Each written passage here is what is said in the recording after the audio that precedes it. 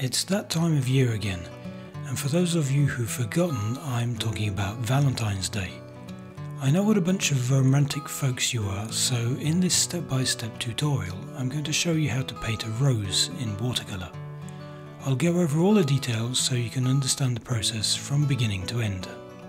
Flowers are a favourite subject for a lot of artists, but the forms of roses are particularly complicated, which can sometimes make painting these flowers a challenge.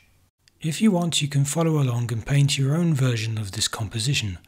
All the reference material and the sketch template can be downloaded by following the link below this video. So roses are fairly complex looking flowers, which can make them seem difficult to paint.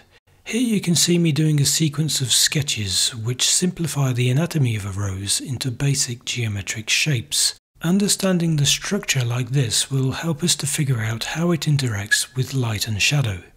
The overall form of a rose can be compared to a cup. The centre of this cup contains a series of smaller, closely packed petals that make up the inside of the rose. The outside of the cup is surrounded by bigger petals which progressively curve outwards and unfold. When you draw these three basic elements, you start to get something which resembles a rose. As a general rule, when a rose is lit from above, the upper part of the rose will appear lighter than the bottom part. Also, because of the way the petals converge towards the centre of the rose, each petal will look lighter at the tip and get progressively darker as it reaches the heart of the flower. The combined effect is that the tonal values of a rose get progressively darker from top to bottom, light at the top and dark at the base, and from the tips of the petals towards the centre as they gradually become hidden from the light. Simply keeping these ideas in mind about how the light and shading changes across the surface of the flower is enough to be able to paint a reasonable interpretation of a watercolor rose without even trying to copy the subject exactly. Before tackling the final painting, I did a quick watercolor rendering following the tonal value rules that we just described. First, I sketched a freehand version of a rose which approximates the geometry of the flower, with tightly spaced petals in the centre and larger unfolding petals on the outside. The idea is to do a loose painting as a warm-up before the final watercolour, so I'm not trying to be very accurate with my brushstrokes, and at the same time I can test out my paint mixtures. I begin with a very light and diluted pink colour charged with some yellow for a bit of variety. I paint the petal shapes keeping in mind the overall rules for shading. You can see that I try to leave some white highlights for the tips of the petals where they would be most exposed to light, and I make the inner folds of the petals darker because these are the parts which are the most shaded. I use a glazing technique to add more layers of paint to strengthen the values of the underside of the rose, which would logically be more shaded, and I leave the petals at the top and on the outer edges light in colour. A single layer of diluted paint is enough for these shapes. As a final touch, I added a few brush marks of darker paint to the most shaded parts of the flower, such as the folds on the lowest petals and the core of the rose, which is generally quite dark because of the concentration of closely spaced petals in the centre.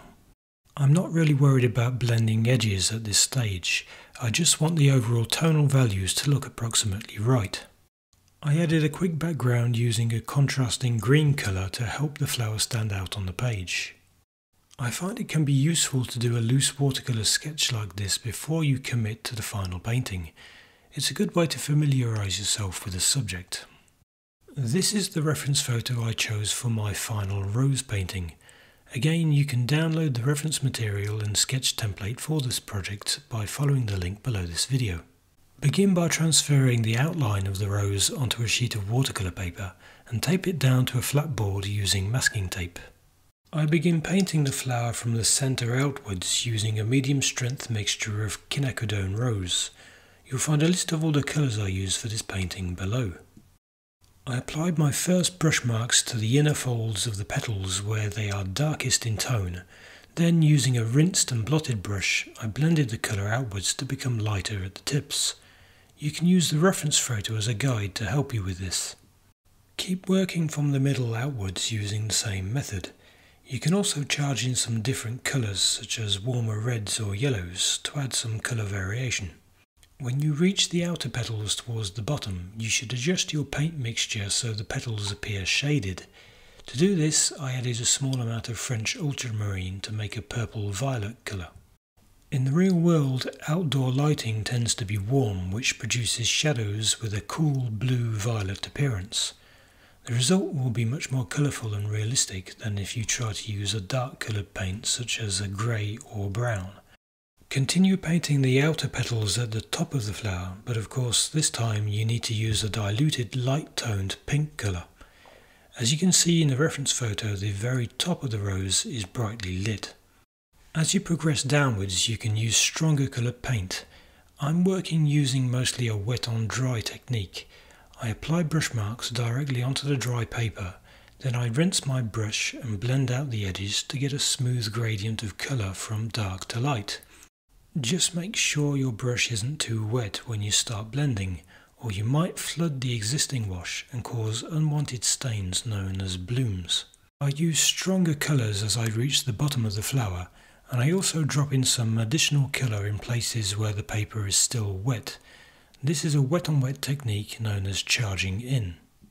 Let the paint dry, then go back over the parts that need stronger values, such as the centre of the flower and the petals on the underside which are in shadow. Leave the paint to dry again. You'll find that watercolours appear lighter when they dry, so repeat the layering process once again to increase the tonal values for the darkest folds of the petals. Repeat this process as many times as needed until you're happy with the overall result. Now that the flower is complete, you can move on to the leaves and the stem. I painted these in a very loose style. I didn't want to add too much detail to the leaves because these are not the main focus of the painting. I paint the leaves using quick brush strokes without trying to be too accurate. While the shapes are still wet, I take advantage to either drop in different coloured greens or use a dried brush to blot up the paint. The objective is to create loose leaf shapes with variation in tone and colour. When the first layer of paint is dry, I added a few quick brush strokes to add some texture to the leaves. Nothing too precise, just a suggestion of the kind of patterns you find on leaves. And here's the finished painting. If you give this project a try for yourself, then let me know what you think in the comments below. And don't forget to hit the subscribe button to be alerted whenever I publish something new. Also, if you'd like to receive some free watercolour lessons that I only share with my newsletter subscribers, follow the link underneath this video to sign up.